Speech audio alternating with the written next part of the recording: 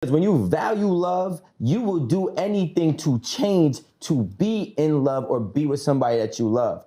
The only thing that I can honestly say, and speaking for myself, I never gave a fuck about love. I never gave a fuck about getting married. I never gave a fuck about really keeping a relationship because I knew I could always have a female. It's not hard for me. So my toxic behaviors lasted so long because I didn't care for love.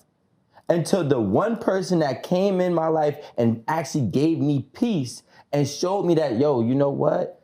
Love is something to look forward to having. Now I took a step back. I started to realign and readjust some of my behaviors. It's a work in progress, right? But at the same time, now I actually value love to a certain extent where I'm willing to change because I care about love. We got a bunch of people who don't care about love. And they think that they could find love, they think that they could find love or find the same love in the next person. Yo, me and the man don't work out, it's okay, there's another one. And I think I'm gonna get the same love over there, but realistically, you'll never get past that threshold of love until you value love enough to self-reflect and change yourself for love. I disagree. I disagree. Now, Danny, you've been going. Go ahead. I disagree. Oliver, Luke, disagree. It's more than just love. Some of the points Rico said, I disagree, but I agree with some points. Here's my viewpoint. You can't be too toxic for love. You can't be too toxic even for friendship. You have to self-reflect and realize, like, yo, what is going on here? Why can't get close to this thing that I'm feeling, this thing that I want?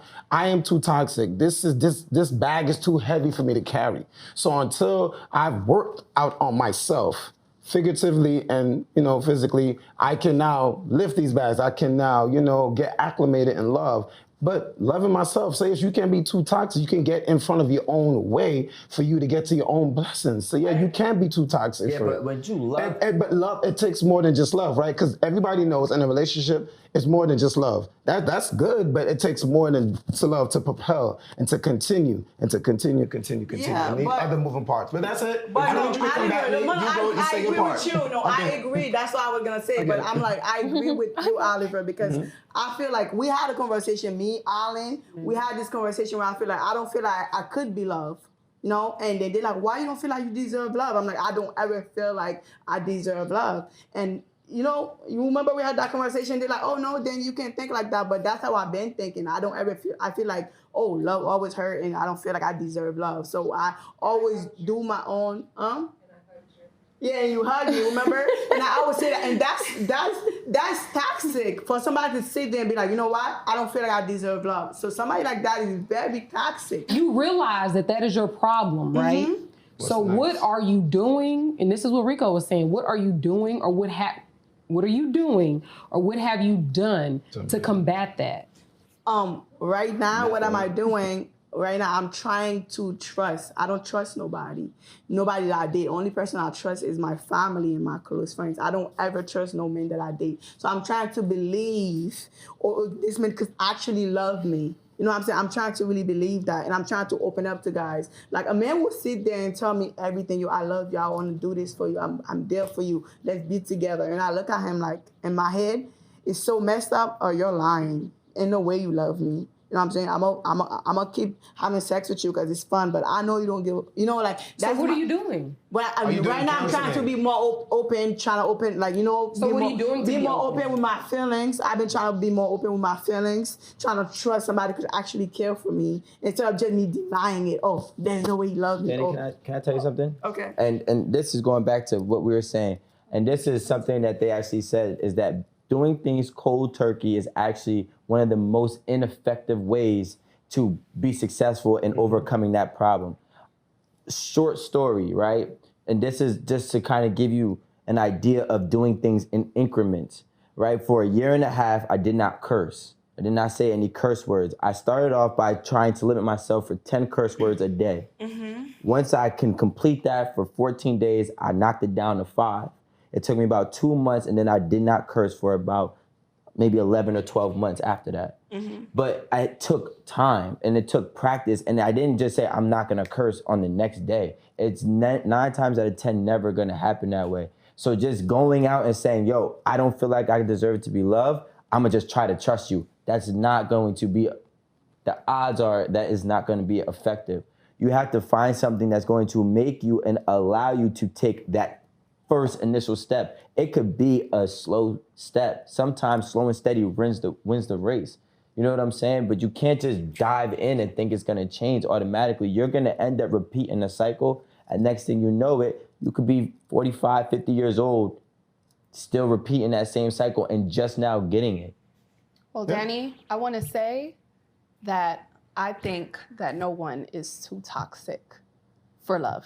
Like, I was actually kind of on the fence, like hearing Rico, hearing Oliver. I was kind of on the fence with how I felt about it, but there are people like Danny that feel like they don't deserve love because of their personality, because of their actions. And we all know Danny. Danny will sit down on this couch and be like, I'm fucked up in the head. I'm fucked up in the head. Like, she says that all the time. And to think that she doesn't deserve to be loved, that's crazy to me, because like we've all been saying, take accountability of your actions, want to change. And if that's how you feel inside, like if you want to change, if you want to like figure out, look at the steps. Look at the traits of toxicity. Like, point out what you think that you have, like what you obtain. Try to work on it. Like, you do deserve love, no matter whether you hold 2 traits on there, 4 traits, all 8. Like, you deserve love no matter what. So take accountability for how you're toxic and want to change, and look for the steps in order to do so. And want love. I think the point you brought up is very relatable. I think it's very relatable and it's very reasonable, because you can't just be like, oh, I'm gonna trust him. You're not gonna just trust him. You're not, you do have to do things in incremental steps so that it becomes a habit. Because how long is it? 2 weeks to become a habit, or 14 days? Is it 14 or 21? Okay, so let's just say it's 21 days for something to become a habit. 14 days to get in shape. You're not just gonna, like, you literally have to take it like those incremental steps. You have to take it one day at a time, because all you're gonna do, like Rico said, is end up back where you were. Danny, I actually completely understand you when you say like that feeling of you not deserving love, or like that idea of like you don't deserve love. Because I honestly feel like that is something that I just got over personally. And honestly, before all the crystals and the self journey and yoga, before all that shit, I was like breaking hearts and just like. You aware? Breaking hearts? Yeah. She's saying it. Were you aware of you breaking hearts? Oh, yes, of course, yeah. Oh. I realized that it was a... Okay, I'm just going to say that you... Never mind, go ahead. No, yeah, I realized I was breaking hearts because I was actively making choices that were disrespecting other people's boundaries, even if they openly told me that's what their boundary was. And it was kind of like I was trying to push that button and see how many times I could push that button until that button's not there anymore. And it was on that basis of like, can I trust you? Can I trust you? I'm gonna keep doing this and keep doing this, until you kind of disappear. And it took me a very like long time to even get a grip over the fact that like, yeah, I was actively making the choice to hurt people. And it sucked. Ultimately now, I can say right now, it sucked. And I had to reach out to some of like the past people that I actually did hurt and kind apologize. Yeah, literally, I hit this dude up, one of my high school sweethearts, and I was like, yo, like, I just want to tell you, like, I am so sorry. I am so sorry, because all the trauma that I instilled in myself while providing you trauma, like, shit, now that we're 21, damn, trusting someone is really hard, and even taking that first step. And it was to the point where like the conversation ended up really well, and he was just like, damn, like the fact that you even hit me up about this, like the old Jordan, I would have never even assumed that you were just about to talk to me about this, And it really is that progression of like taking accountability, understanding that you have a problem, understanding that you have a choice to take accountability and to grow and be better. And wanting. Yeah, and not necessarily just wanting love with another person. I honestly started this journey just because I did not love myself. I wanted to love myself. I felt like if I didn't deserve love from another person, then shit, if I want to love myself, straight up. And then naturally, that's when I ended up finding other habits, I guess 21 days of showing love to other people, that naturally, you know, I do have this very like hopeful mindset when it does come to love, and understanding that it is just unhealed trauma. And it is us just being very defensive about opening up about this trauma to ourselves and just moving forward. So like, honestly, I'm sending you all like peace and abundance. You've got this shit, girl. Like, come on now. You deserve love. Sorry for me, like I said something. No, so I don't feel sorry for you, because like I have faith in you that you can grow and prosper to not only love yourself, but love other people, just because I know we are all here capable. And this is me speaking just to like kind of get you to understand what I'm really saying, is when I say that you're not too toxic for love, that means you're not too toxic to ever get love if you want love bad enough. I'm a firm believer that anybody in this world who ever wanted something, they went and they sought it out. Some things are just difficult, Rico. Yeah, I'm not saying that it's not difficult, mentally. but it's all right. It took a lot for me to realize my problem.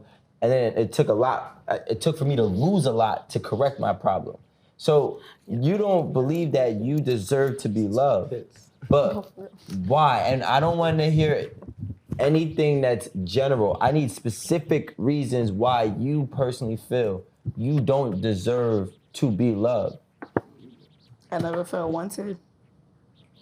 From growing up, going to school, from coming here and not speaking English, from liking boys not liking me back, because I was in their look. People did not start wanting me until I become this social media person. So I never really felt wanted. I never really felt like somebody really liked me. I always felt rejected, you know what I'm saying? So when people started wanting me, out of nowhere, I have like that ain't real. DMs. That ain't real. It's kind of like it messed with my head. Like, how come when I was younger, y'all never wanted me?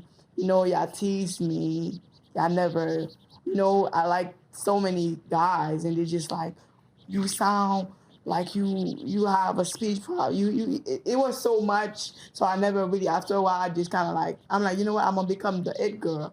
When I went to college, I become the it girl. You know what I'm saying? When I went to social media, it was to become the it girl. So I could feel this popularity, but just because you have popularity in your head, your mindset doesn't change. You could date 1 million people if your head is messed up within that. You know, I was bullied since I was 6 years old. I have a speech impediment since I was 5. You know what I'm saying? I've been bullied my whole life. The way I speak, I was in Haiti, I was speaking the same. When I was in Haiti, they thought I was from France because my speech was so blurry. I didn't start speaking Creole until I was 10. I came here, I'm like, okay, it's a new start. I still got bullied. You know what I'm saying? I was trying to fit in. So it's not until like people recognize, you know what?